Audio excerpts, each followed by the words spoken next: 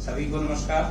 आज मैं ओपी सिंह, प्राचार्य डाइट कन्नौज, आप सभी के समक्ष ऑनलाइन क्लासेज के अंतर्गत गणित शिक्षण के अंतर्गत एक नए चैप्टर की शुरुआत करने जा रहा हूं।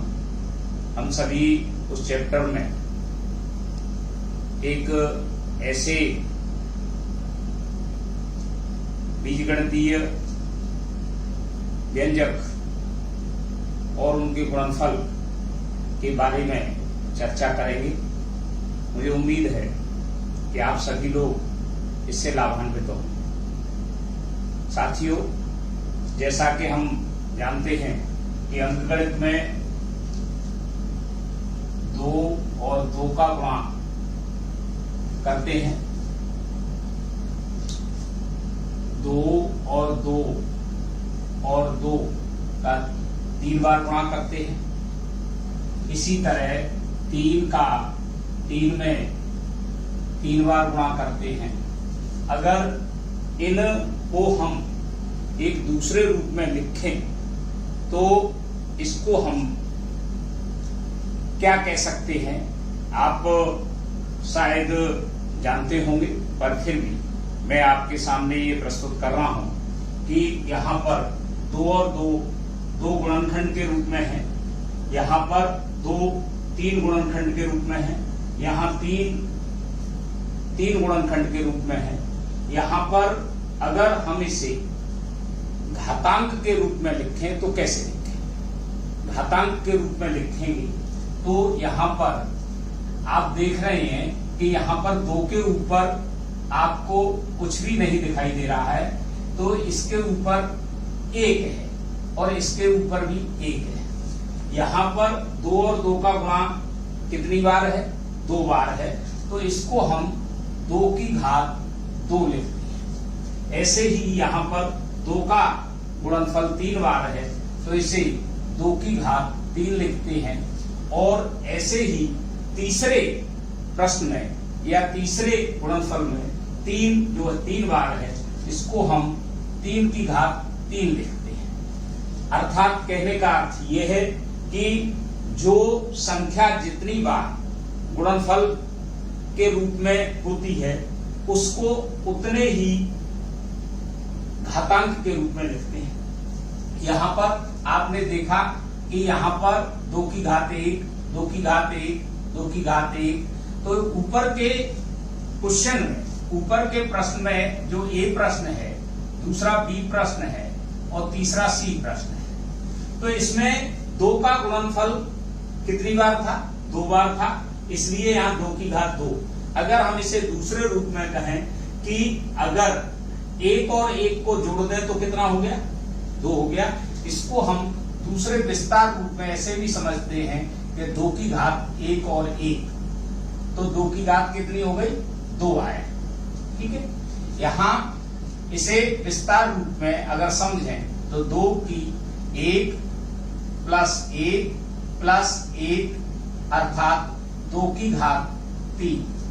यहाँ पर 3 की घात 1, 3 की घात 1, 3 की घात 1, तो इसको विस्तार रूप में लिखें 3 की घात 1 प्लस 1 प्लस 1 बराबर 3 की घात 3। इसको हम, ये अंकगणित का तरीका था, इसको अगर हम इसी तरह से लिखें तो इससे एक बात सिद्ध होती है कि गुणनफल करने में, राशियों का जब हम अंकगणित में गुणनफल करते हैं तो उसकी जो घातांक होता है, जो अब प्रश्न ये है कि यहाँ पर 2 आपको दिखाई दे रहे हैं इसमें, तो मैंने यहाँ पर 2 की घात 1, इसमें ये जो नीचे लिखा हुआ है इसे आधार कहते हैं और ऊपर वाले को घातांक कहते हैं। घातांक आधार के ऊपर लिखा जाता है और वो छोटे रूप में लिखा जाता है। इसी तरह से 3 की घात अगर 1 है तो इसमें आधार कितना हुआ? 3 हुआ और घातांक कितना हुआ? 1 हुआ। अगर हम लिखें कि 2 की घात 2, तो यहाँ आधार कितना हुआ? 2 हुआ और घातांक भी कितना हुआ? 2 हुआ। अगर हम 4 के ऊपर एक अंक लिख दें 5, तो यहाँ आधार कितना हुआ 4 और घातांक कितना हुआ 5।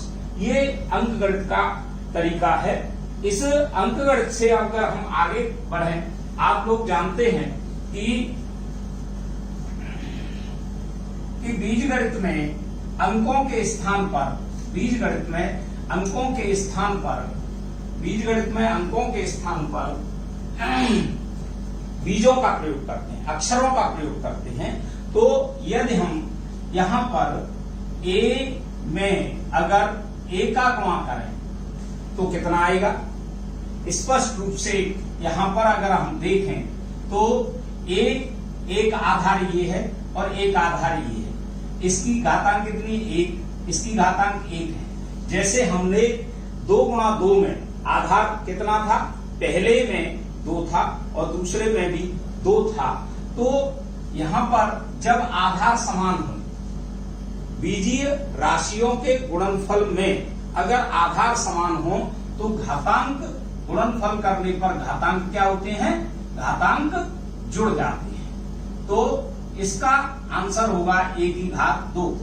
सामान्यतः हम लोग जो गलती करते हैं वो इस तरह से लिख देते हैं कि 2 की घात 2। इससे ये उचित तरीका नहीं है। इसमें हम इसको जो लिखने का तरीका है वो है 2 और घातांक को छोटा लिखते हैं, घातांक को छोटा लिखते हैं। तो इसी तरह से a की घात 2 आया। a में a का गुणा कितनी बार था? 2 बार था। उसके ऊपर घातांक कितना था? 1 था। अर्थात अगर हम 3 बार करें a गुणा a तो कितना इसका उत्तर होगा? आधार तीनों में समान है तो आधार समान होने पर घातांक जुड़ जाते हैं। तो इसका उत्तर आएगा a की घात 3। तो अगर हम यहां पर a की घात 2 गुणा a की घात 3 हो तो उत्तर कितना आ जाएगा? हमने अभी पढ़ा है, अभी हम जानते हैं कि a आधार यहाँ पर a है, इसमें भी आधार a है। तो आधार समान होने पर घातांक जुड़ जाते हैं। तो आधार समान रहता है और घातांक जुड़ जाते हैं। तो उत्तर आया a की घात 5। अगर यहाँ पर हम आधार जो है घातांक हमारे यहाँ पर अलग अलग हो गए, घातांक अगर हमारे अलग अलग हो गए, अगर हम इसका जनरलाइजेशन करें, अगर हम इसका व्यापीकरण करें तो अगर हम a गुणा a और गुणा डॉट डॉट डॉट डॉट गुणा m बार, अगर इसे हम m बार लिख दें तो निश्चित रूप से आप समझ गए होंगे कि इसका उत्तर कितना आएगा? इसका उत्तर आएगा यहां a 1 plus 1 plus 1 plus m बार। तो यहां पर हमने जब यहां देखा 2 थे तो a की घात 1, फिर a की घात 2 तो a की घात 2 हो गया था। तो अगर 1 को हम 2 बार जोड़ते हैं तो 2 आता है, 3 बार जोड़ते हैं तो 3 आता है, 4 बार जोड़ते हैं तो 4 आता है। m बार जोड़ेंगे तो इसका आ जाएगा a की घात m हो जाएगा। इसका घात कितना होगा?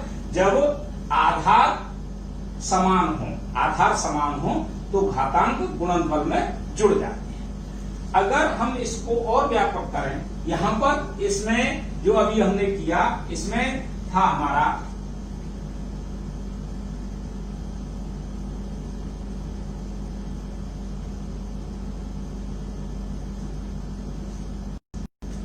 अभी हमने जो पढ़ा, अगर हम यहां पर m जो है हमारा पूर्णांक है, अगर हम a गुणा a और गुणा a गुणा n बार करें तो निश्चित रूप से इसका आंसर कितना आ जाएगा? a की घात n आ जाएगा। यहां पर a की घात n, अगर हम a की घात m और a की घात n का गुणा करें, a की घात m और a की घात n का गुणा करें तो ये आ जाएगा आपका a की घात m प्लस n। a की घात m तो हमारा पहला सूत्र बनता है कि 1 की घात m और 1 की घात n का गुणा करने पर 1 की घात m प्लस n, ये हमारा घातांक का पहला सूत्र है। अर्थात इसका अर्थ ये हुआ कि आधार समान होने पर घातांक जुड़ जाते हैं, चाहे वो कितनी। अगर हम इसके एग्जाम्पल्स देखें, अगर इसके हम एग्जाम्पल्स लिखें तो अगर हम कहेंगे 1 की घात 2 और 1 की घात 3 गुणा 1 की घात 5, तो इसका उत्तर निश्चित रूप से इस प्रश्न में हम देखते हैं कि पहले में a आधार है, दूसरे में भी आधार a है और तीसरे में भी आधार a है। तो तीनों में आधार कैसा है? आधार समान है। तो आधार समान होने पर हमारा कंसेप्ट क्या है, हमारा सूत्र क्या है, हम जानते क्या है कि आधार समान होने पर घातांक जुड़ जाते हैं। तो 1 की घात 2 प्लस 3 और प्लस 5, तो इसका आंसर आएगा 2 और 3 5 और 5 10, 1 की घात 10। ये हमारा सीधे सीधे 1 की घात m और 1 की घात n का गुणा करने पर 1 की घात m प्लस n आता है, तो ये 1 की घात 10 आ गया। अब प्रश्न आता है कि यदि हम ये हमारा आधार समान होने पर गुणनफल था, यदि हम आधार समान होने पर अगर हमारा एक प्रश्न ये है, पहला सूत्र हमने सीखा कि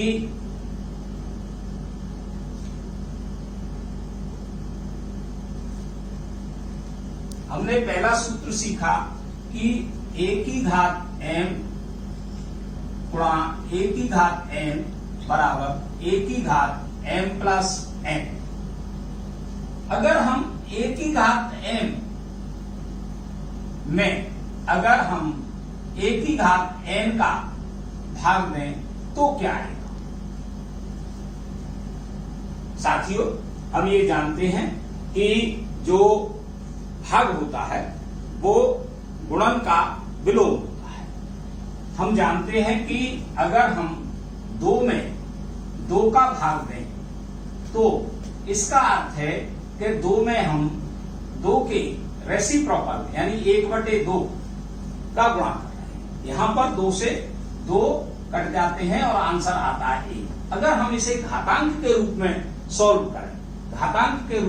सॉल्व करें तो हम ये जानते हैं कि 2 की घात 1 में भाग देना है हमें 2 की घात 1 का। यहां पर आपको अभी हम जो है देख रहे हैं कि 2 की घात 1 में 2 की घात 1 का भाग देना है, तो हम घातांक में 1 की घात m जो होती है, अगर इसका रेसिप्रोकल हम करेंगे अगर, तो ये 1 की घात 1 की घात माइनस m हो जाती है। माइनस m अर्थात अगर हम किसी घातांक को अगर हर में ले जाते हैं तो वह घातांक कैसा हो जाएगा? ऋणात्मक हो जाएगा। और हर से अगर अंश में ले जाएंगे तो उसका चिन्ह क्या होता है? बदल जाता है। इसके उदाहरण के रूप में देखें कि अगर हम 1/1 की घात माइनस n को देखें तो ये हो जाएगा, क्योंकि हमने अभी क्या सीखा? हमने अभी ये सीखा कि घातांक जो होता है अंश से जब हर में जाता है तो उसका घातांक का चिन्ह बदल जाता है। तो इसी प्रकार जब हर से अंश में जाएगा तो भी उसका क्या हो जाएगा? उसका चिन्ह बदल जाएगा। अर्थात यहाँ पर क्या है? माइनस है, तो ये कितना हो जाएगा? प्लस है।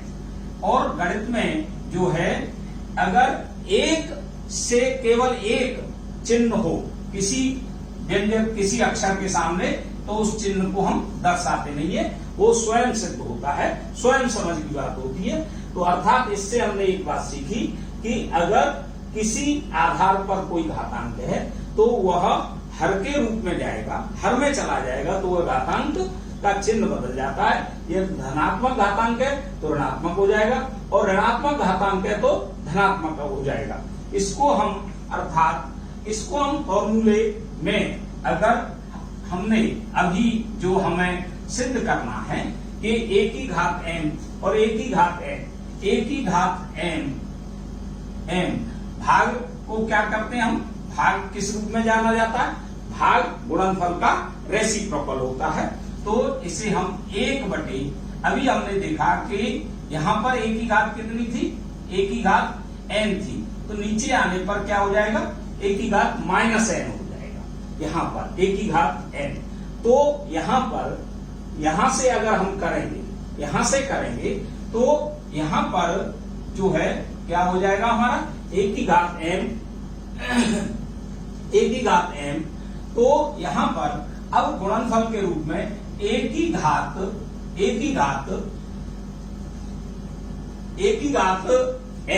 गुणा a की घात 1/n, ठीक है।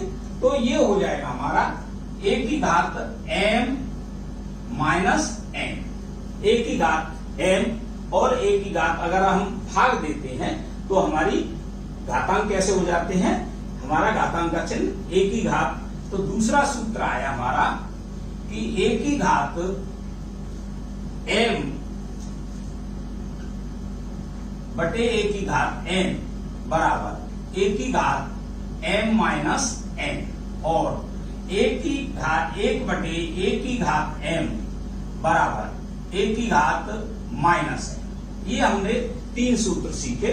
इसके आधार पर हम बहुत सारे प्रश्नों को सॉल्व कर सकते हैं, इसके आधार पर हम बहुत सारे प्रश्नों को हल कर सकते हैं। जैसे अगर कहीं पर लिखा है कि a की घात 3 और a की घात 5 गुणा a की घात -7, तो इसका अब आपने देखा कि इसमें आधार कितने हैं, आधार इसमें भी ये है, आधार इसमें भी ये है, और आधार इसमें भी a है, आधार इसमें भी a है।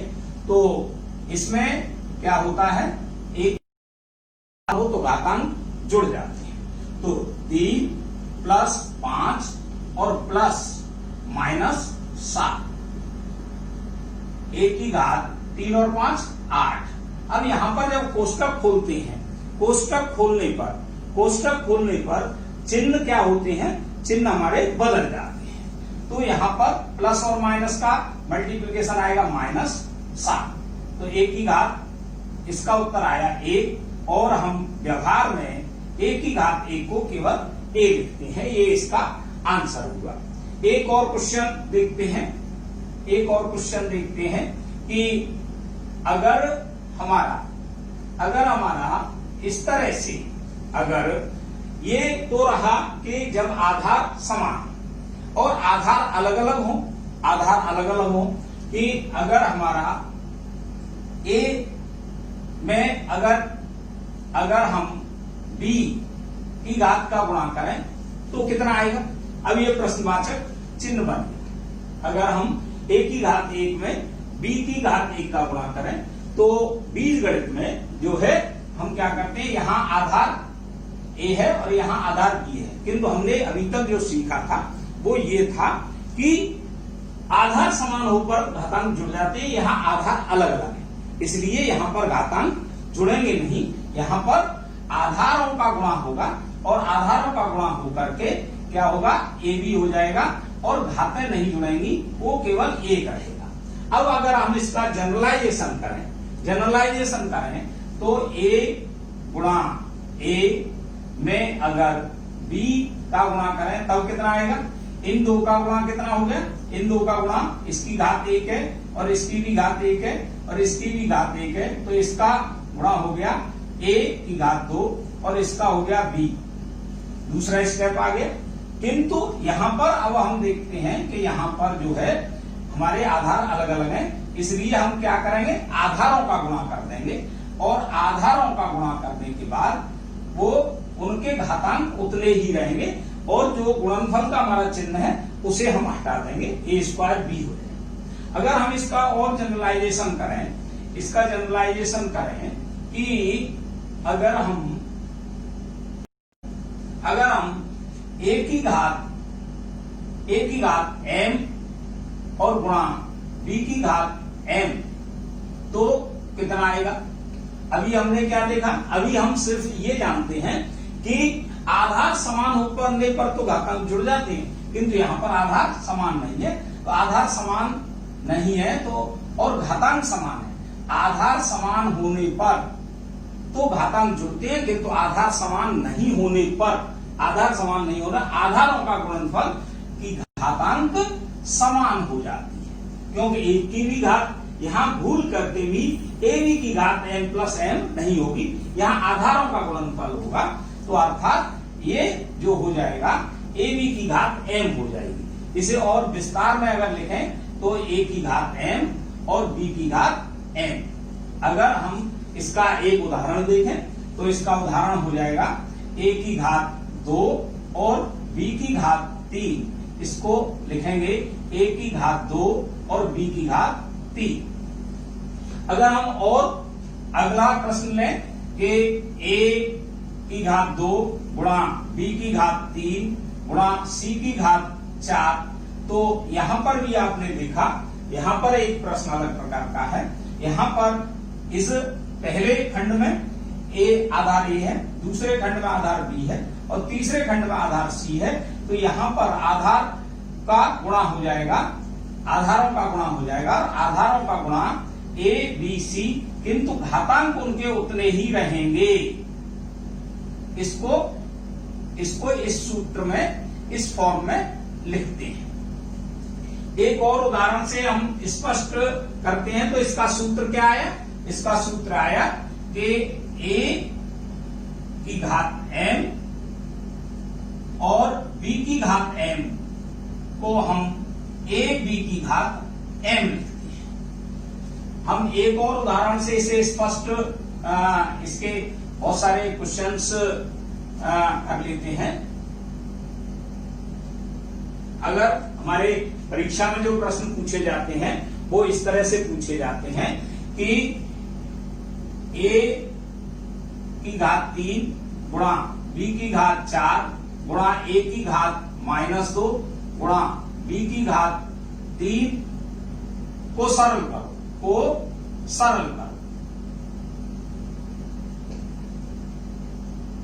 करो। तो यहां पर क्या करेंगे कि यहां पर हम समूह बनाएंगे। समूह का मतलब सजातीय पदों को उनके पास ले आएंगे। सजातीय पद इसमें कौन से हैं, a और ये पहला और तीसरा। तो a की घात 3 और a की घात -2 को पास, फिर उसके बाद b की घात 4 और b की घात 3 को उसके पास ले जाएंगे। इसके हम समूह भी बना सकते हैं। यहां पर कोष्टक लगा करके समूह बनाए।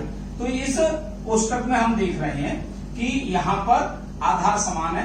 तो हमने पहले सूत्र से पढ़ा कि आधार समान होने पर घातांक जुड़ जाते हैं। तो a की घात 3 प्लस -2 और यहां पर गुणा का चिन्ह अपनी जगह रहेगा। यहां पर आधार b है तो 4 प्लस 3, अर्थात यहां पर a की घात, जब कोष्टक खोलेंगे तो दोनों चिन्हों का गुणा हो जाएगा। दोनों चिन्हों का प्लस और माइनस का गुणा माइनस आता है, तो 3 - 2 और b की घात 4 और 4, तो इसका आंसर आएगा a की घात 1 और b की घात 7।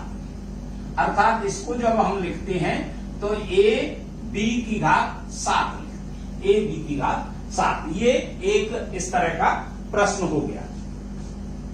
एक इसमें और बहुत अच्छा एग्जाम्पल होता है जो बहुत सारी परीक्षाओं में आता है, उसको हम सॉल्व करेंगे।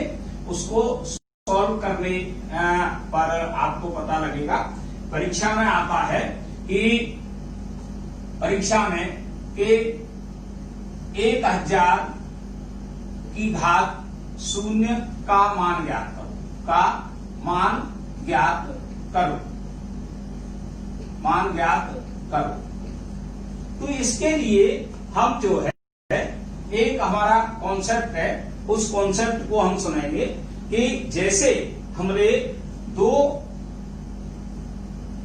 और 1/2 का गुणा किया तो उत्तर आएगा इसका 2 से 2 कट जाएगा, तो एक बार, और 1 और 1 का गुणा 1 आएगा।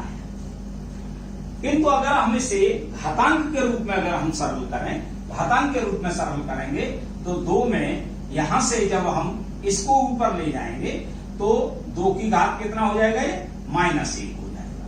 यहां घात कितनी है, 1, तो यहां आधार कितने हो गए, समान हो गए। जब आधार समान हो गए तो आधार समान होने पर घातांक जुड़ जाते हैं, तो -1। जब कोष्टक खोलेंगे तो 2 की घात 1 -1, तो 2 की घात कितना हो गया, 0। तो हम 2 की घात 0, 2 की घात 0, 2 की घात 0 कितना होगा, 2 की घात 0 1 होता है। 2 की घात 0 1 होता है। क्यों कि हमने 2 और 1/2 का गुणा किया तो हमने कितना निकाला, 1 निकाला, तो 2 की घात 0 कितना हुआ, 1। ऐसे ही हम अगर इसका जनरलाइजेशन करें, जनरलाइजेशन करने पर क्या आता है उत्तर, जनरलाइजेशन करने पर ये आता है उत्तर कि 1 की घात 0 सदैव कितना होता है, 1 होता है। 1 की घात 0 1 आता है। इस कंसेप्ट का प्रयोग करके 1000 की घात 0, जब 1 की घात 0 1 होता है तो 1000 की घात 0 भी 1 हो जाएगा। तो इसमें अगर हम इस फार्मूले का इस्तेमाल करें कि 1 की घात 0 बराबर 1 होता है, तो इससे संबंधित बहुत सारे प्रश्न प्रतियोगी परीक्षाओं में भी आते हैं और आपकी परीक्षाओं में भी आ सकते हैं। अगर हम एक छोटा सा प्रश्न देखें, अगर हम छोटा सा प्रश्न ये देखें कि अगर हम 2 की घात 5 गुणा 2 की घात -3 गुणा 2 की घात -2 का मान ज्ञात करो, का मान ज्ञात करो।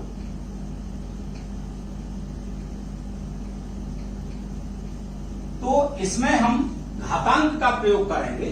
घातांक का प्रयोग करने पर कितना आता है, घातांक का प्रयोग करेंगे हम, तो हमारा प्रश्न है 2 की घात 5 गुणा 2 की घात -3 और 2 की घात -2। अगर यहां पर हम देखते हैं कि गुणनफल के कितने पद हैं, 3 पद हैं, तो तीनों में आधार इसमें कितना है, 2 है, और इसमें भी आधार कितना है, 2 है, इसमें भी आधार कितना है, 2 है।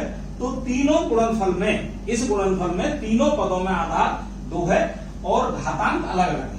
तो आधार समान होने पर हमने क्या सीखा है, अभी तक हमने ये सीखा है कि आधार समान होने पर हमारे घातांक जुड़ जाते हैं। तो 2 की आधार 2 ही रहेगा, 5 पहले में, दूसरे में -3 और तीसरे में -2। ये हमने तीनों घातांकों को जोड़ दिया। हम कोष्टक खोलने पर हमारे चिन्ह बदल जाते हैं अगर चिन्हों का गुणा करते हैं। तो 2 5 यहां प्लस और माइनस का गुणनफल -3, यहां प्लस और माइनस का -2, तो 2 की घात 5 और -3 और -2 को जोड़ेंगे। ये आपने सीखा होगा कि जब हम संख्याओं को जोड़ते हैं तो धन संख्याओं को धन के साथ और ऋण संख्याओं को ऋण के साथ। यहां पर -2 और -3 को जब जोड़ेंगे तो कितना आएगा, -5। तो 5 में से 5 घटाते हैं तो 0 आता है। हम जानते हैं कि 1 की घात 0 कितना होता है, 1 होता है, तो 2 की घात 0 भी कितना हो गया, 1 हो गया। इस प्रकार से इसका आंसर आया। तो बहुत सारे प्रश्नों में जो हमारा होता है, एक और इसका एप्लीकेशन मैं आपको बताता हूं कि अगर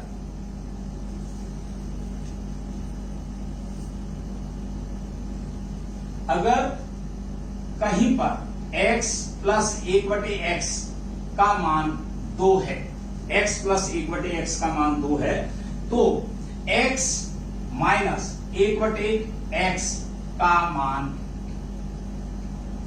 ज्ञात करो। ये अभी आगे जब आप गुणनखंड पढ़ोगे तो जब x प्लस 1/x बराबर 2 है, इसको जब हम गुणनखंड करके पढ़ते हैं तो इसका उत्तर आता है x में x का गुणा किया x² प्लस 1/x बराबर 2 इंप्लाइज x² प्लस 1 बराबर 2x और implies x square plus 1 minus 2x बराबर 0। इसको आगे सॉल्व करने पर हम देखते हैं, यहां पर मैं लिखता हूं, इसको यहां पर लिखता हूं कि ये जो है x माइनस 1 का होल स्क्वायर बराबर 0 हो जाता है।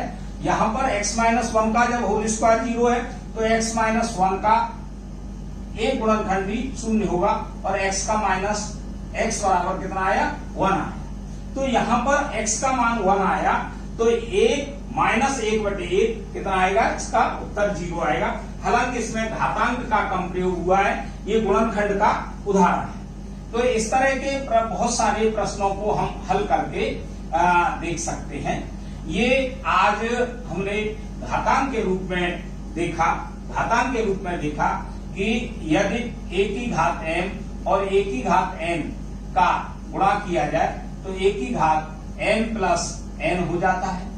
a की घात m और b की घात m का गुणा करते हैं तो a b की घात m हो जाता है। इसी प्रकार a b की घात m n हो तो a की घात m और b की घात a की घात mn और b की घात mn हो जाएगा।